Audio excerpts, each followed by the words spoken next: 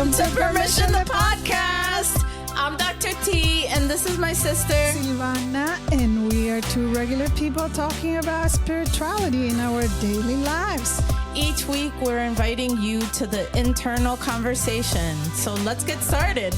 With your permission. And we're back with this. To Permission the Podcast. Yeah, with this new episode, The Medicine. I'm excited about this one. Yeah, this is going to be a good one. And we have a guest. This is our first guest, right? Yes. The first guest. Right. So you're questioning because we are actually retaping this episode. Yeah, we recorded it, and this is the take 2, and we hope it's better than take 1 because take 1 didn't really retain any of the audio. So I'm introducing Dr. Ann Niles, and she is a fellow psychologist. Go ahead and introduce yourself, Ann. Hello. Thanks for having me. Yes, fellow psychologist across the river in New Jersey, though sometimes in New York, and working with adults, doing ketamine-assisted psychotherapy these days, and also traditional talk therapy. And I'm a mom, doing a lot of momming, but that's a different episode. Right, that's another part of it, right? We set out to do 3, well, originally 4, but it turned out to be 3, which just means you're going to have to come back at some point later. I guess so. Let's do it. Okay, so the medicine, why we came up with this episode is we were kind of talking about what medicine each of us kind of interacts with and different ways we consider medicine or the different things that we do that are like medicine. And I feel like that's where this episode started. Mm-hmm. Yeah. And also ketamine-assisted psychotherapy was part of the conversation because Anne works with ketamine-assisted therapy. Yeah, and I think we came up with the name too because we were talking about things that are important to each of us as our own personal medicine, like meditation, which we all do.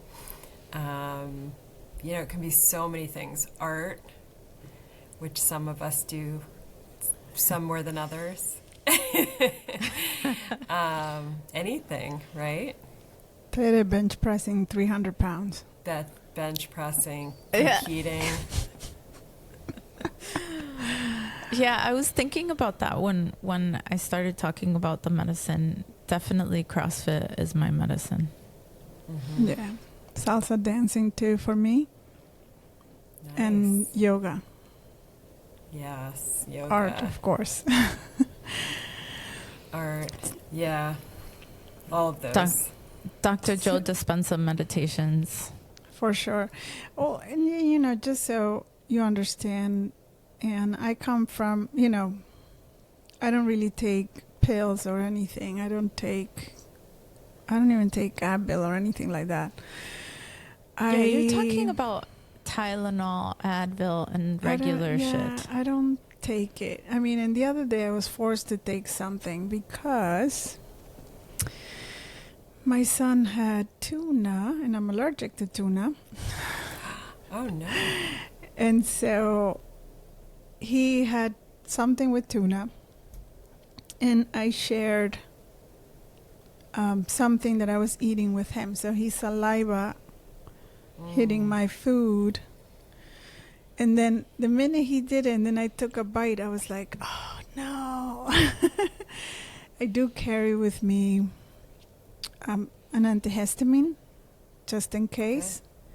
And that does it. Normally, if I take it soon enough, it avoids whatever episode I'm going to have. So I was forced to take a pill. Gotta do what you gotta do. Yeah. That's so funny. Mm-hmm. You're so extreme. Not extreme. I do take vitamins in capsules. But to me, that doesn't count as, drugs. Well, I'm similar in some ways in that I do not want to take things daily, that except for supplements. I don't like to take a lot of medicine unless I have to. I'm more on the preventative side of things.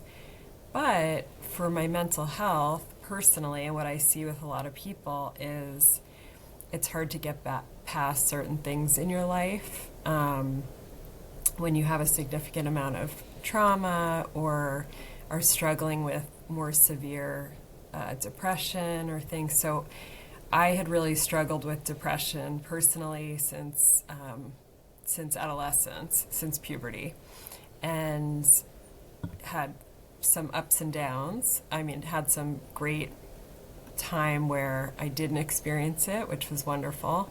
But postpartum, I struggled hormonally with menopause and other times in between, just based on life circumstance. And it was not mild. It was not a bad day. It was not something I could go to yoga and a massage for. Some people are able to really work at these things, and I worked at it every day. I worked out. I had mindful practices. I ate healthy. I do preventative things. I went to therapy myself, different kinds of therapy over the years, but it was sort of always there. And then I discovered ketamine-assisted psychotherapy, which I heard about from another practitioner, and I decided to try that with her. And that really opened my eyes, expanded my mind, and really shifted how I felt in my own body, how I feel sort of in the universe and more spiritually. It did develop my spiritual growth a lot more. I'd always wanted to be more spiritual, but religion, as I was exposed to Christianity growing up, it never really spoke to me and didn't help me the way that I wanted something to. So I found other things throughout my life that helped me through, but it was sort of always lingering. And so when I tried ketamine-assisted psychotherapy, and it really alleviated a lot of symptoms for me, it unburdened things that I'd been carrying my entire life, I felt very hopeful that this could be helpful to other people. And so I became certified, and now I am helping people. And I really do see it's not for everyone, and it's not a magic pill. It's not something I recommend doing just recreationally. It's a very, very serious medicine. It's very wise. It's very powerful. And so I, quite frankly, don't understand how people are taking these types of substances and wandering the streets, but people do it with alcohol every day. They drive cars, they, drop acid and go to a club or whatever. And it's not a criticism. It's just a fear factor in me. I don't think I could handle that. And I could see why people seem to think there's a bad trip, because without the proper mindset and setting for these things, and really somebody to help you through it and also help you with the integration afterwards, it's, might be a pleasant journey, but it's not going to create lasting change. So I'm doing this very differently and very therapeutically, and not ongoing forever, but just as needed for therapy. How old were you when you took it for the first time? I was only 2 years ago, so probably around, maybe 3. So I was in my 50s already. Mm-hmm. Wow, that's amazing. Yeah. So you experienced the shedding then? Yes. real like unburdening and reset of my, not only my nervous system, but the default mode network, as we call it, where you can get stuck in a loop with depressive symptoms, anxiety symptoms. They're all related. It's like something gets sort of off track and it just gets stuck like that. And it's really hard to shift, even considering I was working as a therapist for 20 years and taking care of other people as much as I could. And there aren't a lot of great options. You know, it's sometimes pharmaceuticals can be really helpful for people, but for the most part, I find that they are just attempting to numb symptoms, right? They're sort of decreasing symptoms, but then other symptoms pop up, and then typically in Western medicine, you're given another medicine to deal with the symptoms, and then another medicine to deal with those symptoms.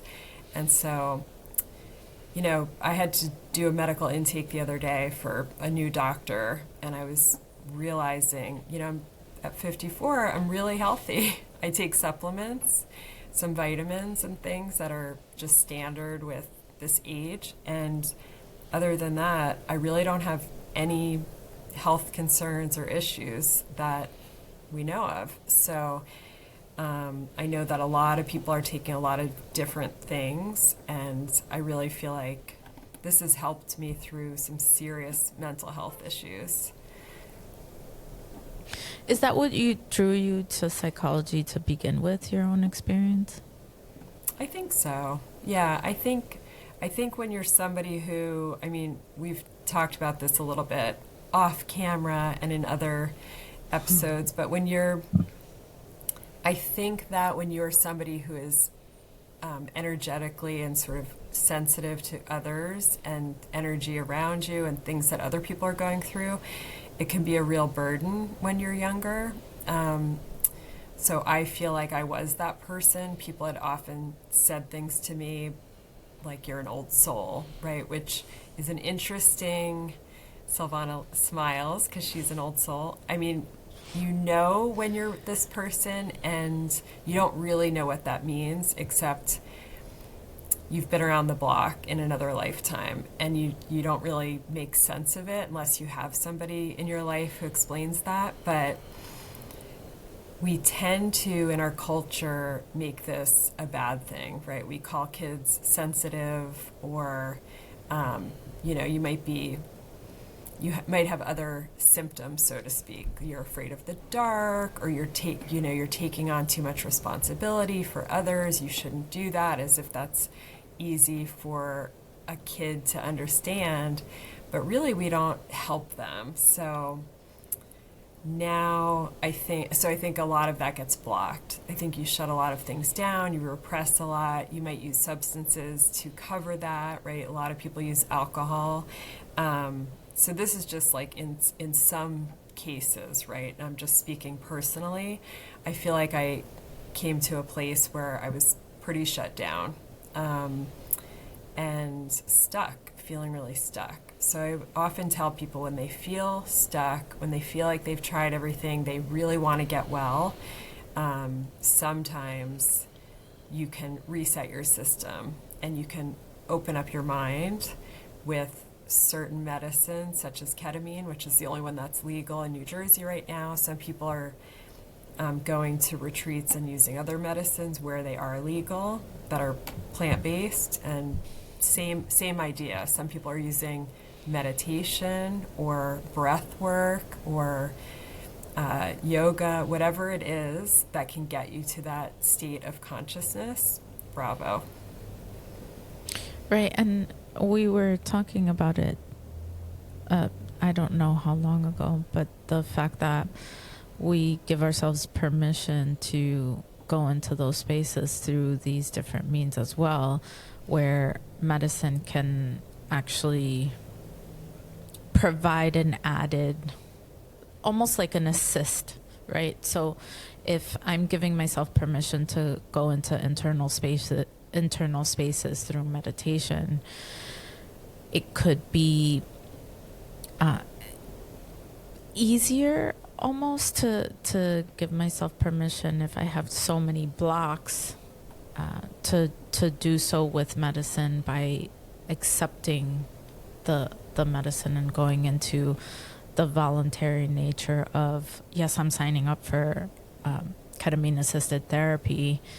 That's my permission to take in the medicine and be able to go to the places that I actually want to go to, and that willingness to break through those barriers. Because sometimes, even though we want to give ourselves permission to go there, there's hidden unconscious defense mechanisms that can stand in the way. And that's what I really like about the ketamine-assisted psychotherapy. So it's like a bridge, like a tool. Like a tool.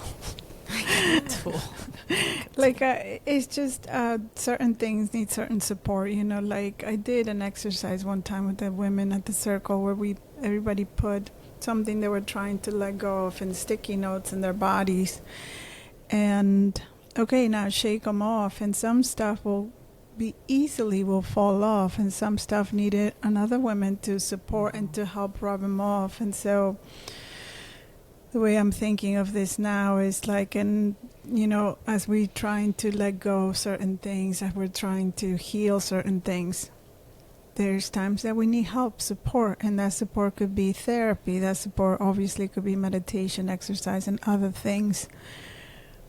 But when some people may need extra just to get through the, what do you call it, threshold, or through the front door, or through just to get through, and that help could be that kind of medicine. You know, there's people that do ayahuasca, they do you know, sit, what do you call it, sit with grandmother, sit with grandfather. And Koi, this is what I'm trying to talk you into doing in Peru. I know.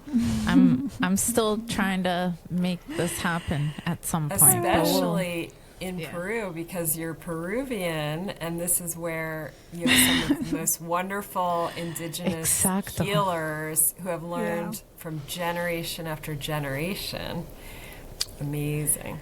Yeah. I mean, I felt the calling a long time, and then I got into meditation, and I'm like, well, I can do this with meditation. I don't need the medicine. But no one needs anything. Correct. I'm thinking that, sure, I will try it, and one day with you, Tere, for sure.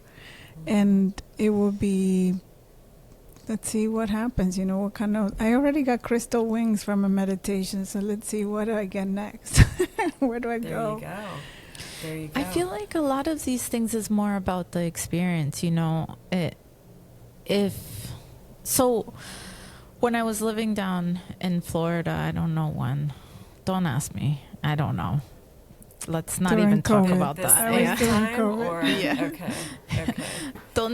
Let's not even go into that. But You brought it up. I jumped out of a plane. And and I remember that video. I'm like, she's nuts. I got now. There's a theoretical jumping out of a plane, like, oh, in theory, I understand what it means. The plane goes up, you kind of get attached to another person, jumping, whatever, jumping in tandem. And then there's the actual experience that you feel like you're gonna fucking die. And you know, life is about experiences. So I understand that I never needed to jump out of a plane. No one needs to jump out of a plane.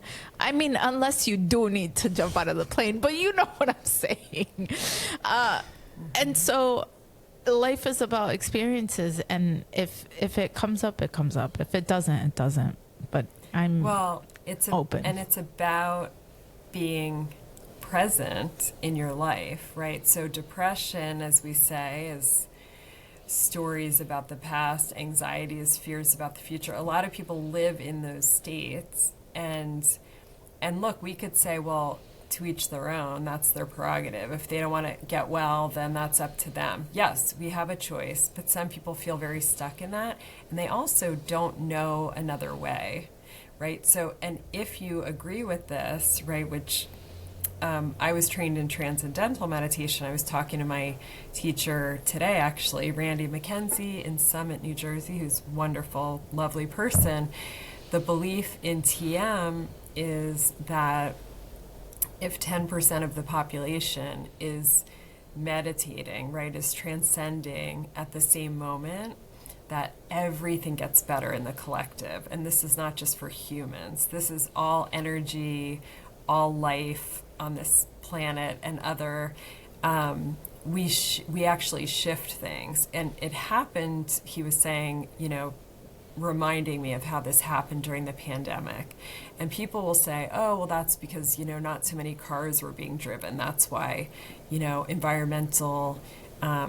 were environmental changes for the positive, or we had fewer storms, or people were happier. No, it's because people slowed down and they were forced to be present, right? So I agree with that completely. So yes, you jumping out of a plane, right? You said something about near death, and that sense, right, which can happen in an accident, right, or in an attack like war or 9/11 or something, where people have a near death experience and they are very present, right? There's nothing else. There's not the color of somebody's skin next to them. There's not whatever, right? They're just in it.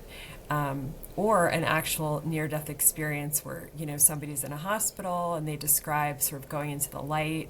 All of these things are related. So some people will talk about not only ketamine, but any medicine journey, such as psilocybin or MDMA or LSD, as being, it can be similar, right? They can feel like they're going to die because they shed the ego defenses. And so we're not used to that, right? That's very scary for people. And even when I'm working with clients in ketamine, it's really hard for them, especially the more controlled, right? The people who perceive that they're in control of something, to surrender to the medicine, to let go, and to be really open and to drop in, as we call it. And so I try and prepare people to the best of my ability to help them feel very safe, to help them set their intentions before they go into a journey, so that they're very clear on why they're doing this, right? This is not for just for fun. You might have a beautiful mystical experience. You might have an experience of a feeling you haven't sensed as far as you can remember, like joy or peace within your body, or decrease in anxiety or depression. We don't know. And some people have a very visual experience that they think is psychedelic-like. And that can be really beautiful, communicating with the stars or the trees or angels, right? And that's just, wow, that's a bonus, right? Good for you. Yeah, I've actually had those, and I was in utero once. I've had beautiful experiences. And people say, well, that's just taking drugs. Well, the research does show that if you have a mystical experience using a substance, you have a higher chance of recovery from whatever it is that you're working to recover from or unburden. So, yeah, it can be helpful. How do you prepare the person for the experience? I mean, I hear you talking about goal setting, obviously, and things like that. How do you go about sitting the person, talking about what it is, what it could be, what it could do, what it might not do, and how does that process go for you? It's just a lot of prep conversations. So usually people are either clients of mine already, and I might recommend it, or they might ask about it, or people find me, and this is professionally and personally.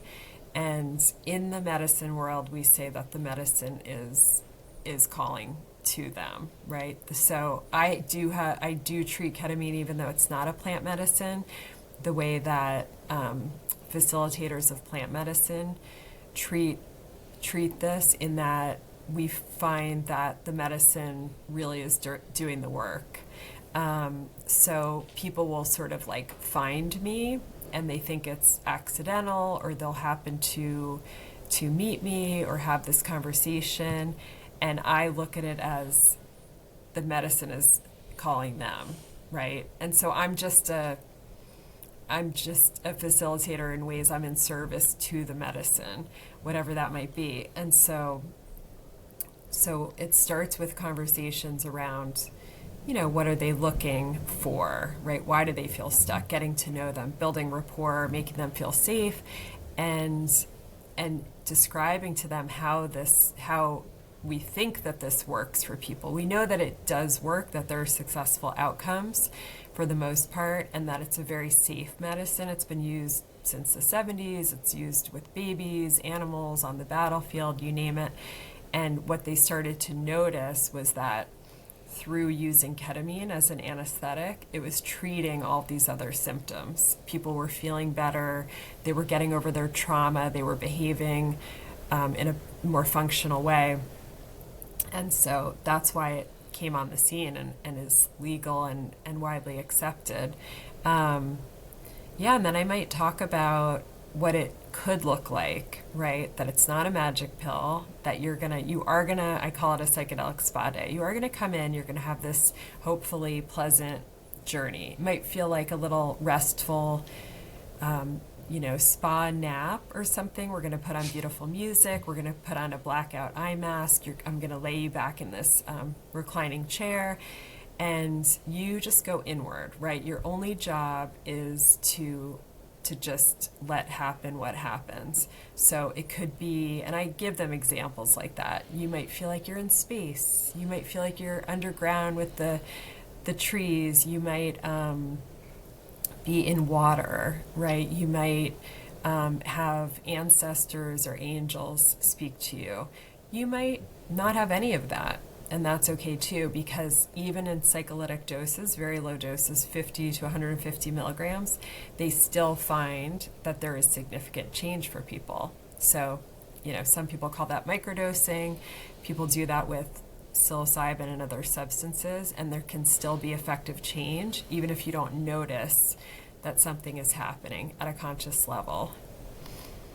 What do you say to someone that they could benefit from the medicine, but they're afraid? Because, for instance, me, I think everything, like I was brought up that way too, like everything is a drug, like you said one time, I think you're going to live under the bridge. Yeah, you do it once, you're under the bridge. Yeah. Yeah, and so what do you say, or how do you discern that, okay, this person really could benefit from? How do I get them past their fear? And what do you say to them? Well, if they're asking me, they want to do it, but they're afraid. That's really typical, right? So even though I'm experienced with this now, I still feel what we would describe as anxious or nervous / excited about going into a medicine journey, because it's a lot, right? It starts to work before you even are in the dosing session. So as soon as you accept that you're being called to medicine and you start to think about it, right, and what this means to you, Silvana, you're already doing that work, right? The medicine is already speaking to you. So some people actually hear a voice, right? Like some people are called to ayahuasca and they've heard grandmother for years even, and they're petrified, but they know what it is.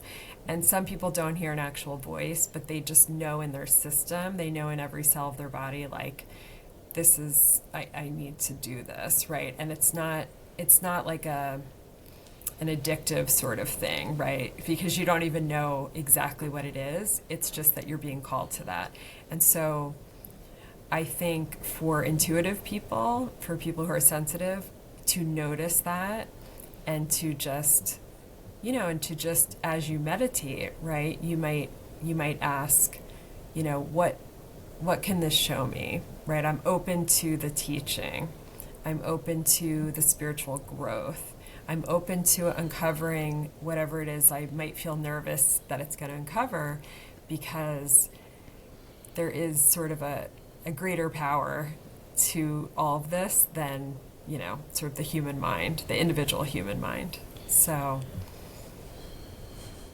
So that's so funny. And it's very safe. I know, yes, like it's very safe. I'm one person that, like, I don't drink. I drink to a certain point, right? Like, so I don't really drink much anymore. But like when I do, and if I give myself permission to, I have 1, 2, the most 3 or whatnot. But just being able to control my movements, control myself, take care of myself, that's really important to me. And the whole thing with taking a drug and not being able to have control of what of me, right? Basically, I'm handing over, here, you drive. And so if you were my... Go ahead, sorry. No, go ahead. So what would you say to me? If you came to me and you said, I'm mildly interested, I feel this call or this question, but, I don't like this idea. I mean, that is the therapy, right? Dr. T knows this. Like, that's work. That's the work right there. Like, the fact that you think you're in some sort of control, right? And I'm not talking about, like, who's driving the car physically, right? Like, who's in control, but, like, the idea that your mind, your defenses, have you thinking that you're controlling this, that's where the work is, right? Yeah. Because like the work is around you letting go of that, right? That sense, because that's actually typically in shadow work, right? It's whatever we fear the most is actually the thing that the medicine is probably going to go to. So it's not to say you're going to feel, out of control. I don't know what you're going to feel. But I would, if as a client, I would work with you to ensure that you know that you're as safe as you can be with me, right, in this session, with this medicine, in this room, because that's half the battle, right? Half the battle is getting used to the experience of being in medicine. So the first session, we always do half of a dose. So if they give you a prescription for 400 milligrams, we would start with 200. And after 15 minutes or so, it's like, how are we doing? Do you want to try taking the second half? Maybe yes, maybe no, right? It's low and slow. And then we know for the next time, then it's familiar to you, because half of the worry is about, and I was the same way, like I didn't like to smoke weed the few times I had tried it. I, drank a lot of wine, but I wasn't like a big drinker. And since I've done this work, I have no desire for alcohol. It's not like this makes me want to go out and like chase some high. Alcohol and cannabis, I always say are they're intoxicants, but they're also numbing agents. So are a lot of these SSRIs. They're sort of suppressing things that really want to come to the surface. So the more something wants to come to the surface, the more I believe that's where the work is, right? The more you want to get that out of your system and change a dynamic going forward for yourself and others, yourself in another dimension or another lifetime, great. Let's repair that. I feel like that's a whole episode. The control. We need to make that episode because there's a lot of control. There's a lot there. Okay, yeah. Dr. Ann, our kind of an interesting question. Do you ever come across red flags with patients that are seeking ketamine? Meaning like, okay, psychotherapy? I want a high, and so let me go see the doctor. More of anything that brings up your spidey senses of, oh, this person's trying to do this too quick, or oh, this person is wanting a magic pill, or have you come across those cases, or not really? Yeah, no, I think so. Nothing so significant. I mean, there are a lot of barriers to entry, so to speak. Like, I do a thorough intake. If I don't know someone already, I meet with them a few times prior.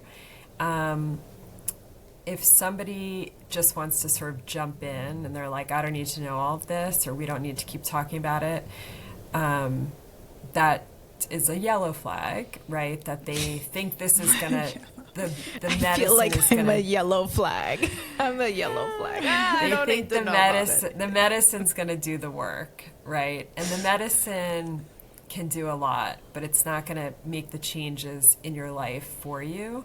It can show you things, it can teach you things, but if you're not willing to really embrace that and also then integrate that afterwards into your life, it's not going to be a magic pill, right? So it might be a pleasant experience and you walk away and your life feels about the same or maybe slightly better in some regards, and that's beautiful. But I think we can do a lot more than that. So just like any therapy client, as you know, Dr. T, it's you're listening for how much does this person want me to fix their problems, and how much are they here understanding that it's up to them, right? They have the choice and they have the skills. Now, you mainly see New Yorkers or people in New Jersey, or Mainly New Jersey, but I have a prescriber in New York, and I have an office in New York as well. So okay. Both. Well, I was gonna just throw this out there. Everybody's in a rush in New York, right? There must be in a rush to get to get the help, to get the medicine, a lot of people. New Jersey heal. too. Yeah. But it's just a societal thing, right? How we just want the quick fix. There's the pills. You want to lose weight, just take this pill. And people believe this stuff, like in reality, yeah, you can take the pill. Maybe it will help you drop and shed stuff faster. But then you go back to just, Still you. You're still you. You still go back to eating where you're not, like overeating or eating your emotions. And so is there a quick fix? And I think the answer is it really depends on you and what you're putting into it. The work that you're doing. Absolutely. I mean, that's why it's connected to assisted psychotherapy is the part that is a thing. I mean, listen, if people wanted ketamine or to get high, they can get it for much, much, much, much cheaper than doing ketamine-assisted psychotherapy, because what you're investing in is a container and a professional that is guiding you, that knows what the hell they're doing, and working on the integration piece, which is a really good kind of segue into that piece of how do you go through the process of integrating the material that comes up?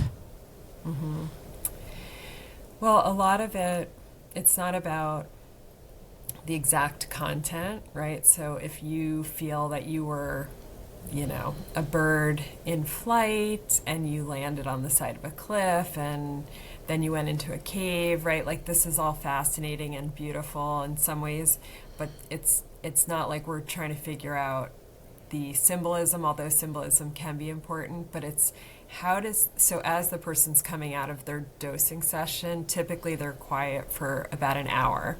And then as they start to wake up, I say, take off the music, take off the headphones. You might leave your eye mask on and start sharing. And I'm asking them questions that are to understand what the experience was like for them somatically in their body. How are they feeling? To really connect all of those things. That's the important piece. And then, depending on their intentions, right? You said goals, but it's sort of, we call it intentions. Like, what is my intention for this? What's my hope? What do I hope to gain or learn or change in my life? we're sort of directing it back to that. We're seeing how the medicine, very beautifully, by the way, every time connects back to that and is showing them something that has maybe been in their way of achieving that, feeling that, right? So as an experiential, we know experientials are very important because it tells our body, it tells our system what something feels like. So it's much easier to get back to a place or a state once you've been there, right? So the experience of knowing something in your body is the learning. And then we're connecting that in their day-to-day. So I do prep them and I do tell them afterwards, what you surround yourself with is very important because you're preparing for this journey. And then afterwards, it's like wet cement, right? Whatever you put down is going to stay. So you're not going to watch horror movies. You're not going to watch the news. You're not going to, hopefully go do something like the other horror. You're not going to expose yourself to things that you put in your body or otherwise, or surround yourself with that are not like clean, healthy, and what you want in your life, because those are going to stick more easily. In order to prepare for, like a session, a first timer, or even second or third session, but do you have to prepare your body? Meaning, can you eat? Can you drink? Can you have a burger and fries before it? Like, how do you prepare physically? Obviously, emotion. You gotta come in like ready. Okay, I'm doing this for this with intention. But how do you physically prepare for this? The physical. Do you fast? So, how do I prepare them? So, physically and emotionally, it's important to think about your diet, what you're putting in your body, what you're not, and also surrounding yourself with. So there's definitely a diet that I recommend. I give people specifics. They fast for 3 or 4 hours prior, but you want to have a clean system. You want to allow the medicine to do its work and not get caught up in the junk. Some people get a little bit nauseous. Most people don't. It can bring up some things, but that's the point, is we want it to go into where it needs to go. Does that answer that? Yes, perfect. Yes. So it's interesting when you talk about you're in service to it, to the medicine, to ketamine-assisted psychotherapy, which is CAP. It's really fascinating because that's how I talk about writing and the different writing projects that I have. I find that's it. It almost feels like I'm in service to the books that I'm working on now, and that's a really beautiful way of putting it, because I was exploring the ketamine-assisted psychotherapy space, as you know, and I was exploring what this is and how it works and who's a part of this, and it was very fascinating because it really aligns with my therapeutic approach, which is acceptance commitment therapy. And how it fits in is the flexibility part and creating actual neurological flexibility within the brain. And so it drew me into to that extent. And then I realized that's kind of the piece that I was missing, that I didn't really click in, which was what you just said so beautifully, that you are in service to it. And that was what I was missing, which is why I stopped working with it. But that's amazing. Does that mean I wanted you're to gonna highlight go back? that. What's that? Does that mean you're going to go back to doing or being able to provide that kind of therapy? No, because it has to be there. That piece has to be there. Yes. Yes. Well, and also we're all, if we pay attention, right, this is about finding your path, right? And if you are a spiritual person or you're in touch with your spirituality, we're all spiritual beings, but it's how in touch you are with that. Whatever your God is, right, or how you define that, if you do, for yourself, it's how spirit communicates through you, right? So it can be through writing. For me, it's holding space for people. It's about being in service to the medicine. I'm then in service to whoever I'm facilitating for or with.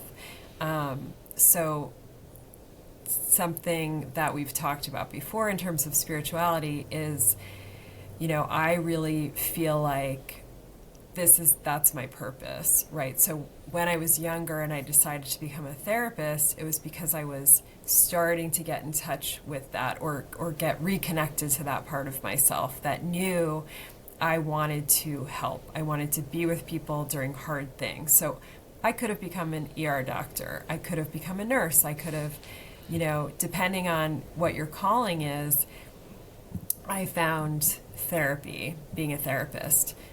And it was very close, but it wasn't exactly where I wanted to be. So what I am really called to do is to hold space for people as they go really deep and really through difficult pieces and parts and journeys and unburdening, right? So I kind of like the messy, but not in the way that my mom, for example, liked the messy. She delivered babies in labor and delivery. And I'm like, I don't want blood and all that stuff. Like, that was not my calling. That was her calling. And that's beautiful and that's helpful, right? People hold space spiritually. They hold space in all different ways. They teach, right? That's not my calling. They write, not my calling. But this is in some ways, right? And so currently it's with ketamine, but it doesn't have to be with ketamine. It can be with anybody who's gone through a medicine journey or just a difficult experience. So ketamine has also helped my practice in that now I can sit with people very, very differently and in a much deeper way. And I think my clients notice that, and I attract a different kind of client that feels like a better fit for everyone. So I have a part two to my question. After the treatment, after they've done the first treatment or maybe a second one or whatnot, has anybody gotten sick? Like I hear from ayahuasca, people can start throwing up or, releasing stuff, either up or down, but anything like that happens with your patients? Mm-hmm. It's a lot more mild of a medicine, and it's a much smaller dose, and the journey is a lot shorter, and it's not a psychedelic. So people don't typically get sick. I've not had anybody get sick. I do prepare for that, right? And part of that is the fasting that they do, and in preparation. But yeah, no, it's really people as they go through this process, just like an intense therapy, meditation, whatever somebody might do, they can feel a little more tired. So I always recommend taking the rest of the day off. You cannot drive a car for the rest of that day. So people might, I say take care of yourself. Give yourself time and space just to go inward, because things will still download in the next couple of days through dreams, through meditations. When I was doing CAP work in the beginning as a client, as a patient, I had things come to me in dreams and in meditations after the dosing session. So we're going into the subconscious, which is about 90% of the mind, right? So however you access that, whether it's hypnosis or, CrossFit or meditation or ketamine or another substance, you're going to territory and content that we can't typically access. And so a lot comes up. So you're clearly not under the influence anymore, second date or third date. So in a way, in the way I'm sensing it or what is coming to me, then ketamine it's a key that unlocks a door, and then you can have access to certain information. Am I right? Or Yes. Yeah. That's how I see it. Yeah, and just Yes. like therapy in general, right, as we access the subconscious, right, which can be your own personal experience and life experience and memories, even memories pre-verbal, so harder to remember. It uncovers a lot of things, and that's the way that I see it, that's helpful, right? We have a lifetime of creating defenses to block a lot of these things.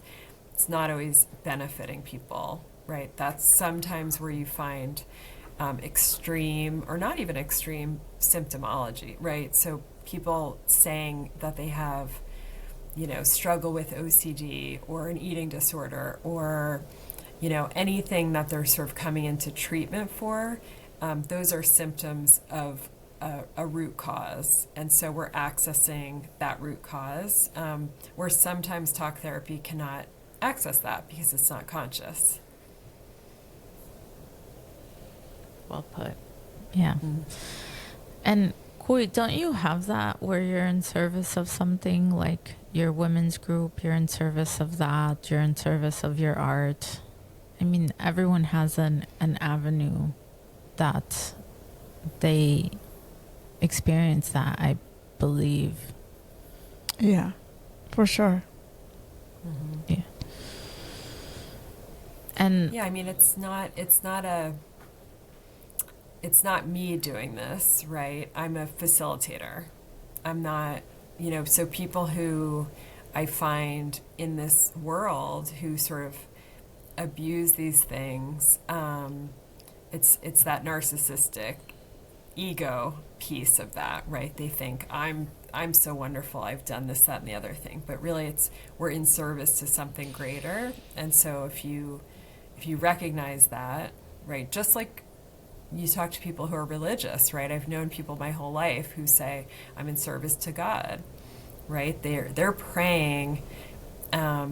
They're not just asking for something, they're listening, right? They're taking the messages. They're sort of helping piece that together.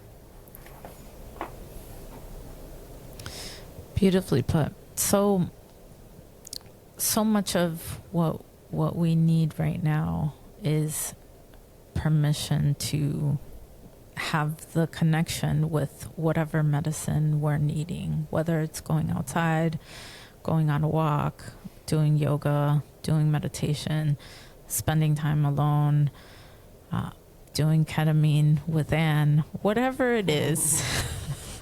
I feel like everyone needs the permission to provide themselves with whatever their medicine is, and being able to identify what it is and what they need is the first step.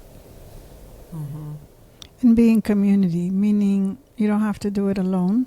And especially in the circle of women that I have, is that rely on each other. I mean, maybe someone in that group has gone through something similar, what worked for them. That doesn't mean it's going to work for you, but it's just ideas, right? Like, okay, maybe I'll try this, or maybe, you know yourself, right? Okay, that's not going to work for me, but maybe I can do this, and that. And so just having that support, it's important. Yeah, and when people feel really stuck, when they can't find that thing, right? I was, again, talking to my meditation teacher today, and I found meditation after my work with ketamine. So I had known about, I'd been invited to meditative groups before in my life many times. I had been to yoga classes. I used to say, I have a hard time dropping in yoga. It feels a little slow for me. I'd rather go like do a spin class, because when you're trying to quiet something for your entire life, right? When you cannot be with yourself, when you can't listen to all of that and feel all of that, you block it, right? And so typically that looks like something louder, right? Or a substance to numb it out, or food, or whatever it might be. When you can be still and quiet and really, really in your body, right? And the only way to transcend is to sort of get back past all those ego defenses, right? So when people, for example, are trying to hold on to control, again, whole other episode, when they feel that they have to keep all of their ducks in a row, right, and that's how things are going to be, are going to feel right, I would say, let's look at that. Let's think about that, because there might be other things that you're wanting, but this is not about you. You might feel exactly where you need to be, Silvana. And yes, and I'm so glad that I can meditate now, and I can do yoga now, and I can be with myself alone in the woods without music on, right? And I can be with the trees. Like, all of these things are I can make art and get into flow. Yeah, they're all, but for people who cannot do that yet, there's hope. Mm-hmm. Yes, there is. Okay, so this is what we have for you this week. Permission to find the medicine, permission to take the medicine, and go off and journey on. And we'll be back next week. With your permission.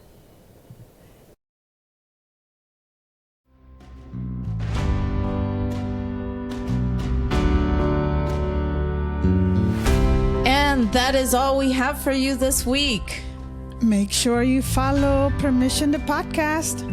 And we'll be back next week with your permission.